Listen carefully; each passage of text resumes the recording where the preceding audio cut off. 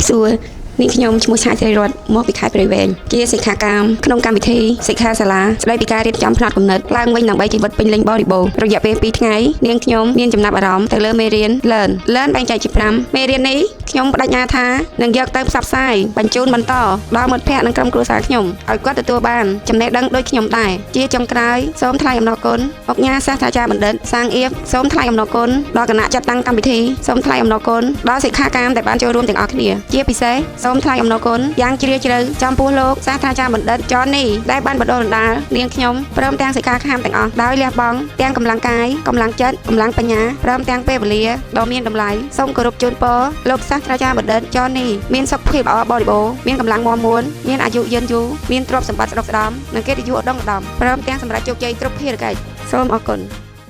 ពីច្រើនចម្រើនចំណេះចេះច្រើនចម្រើនទ្រ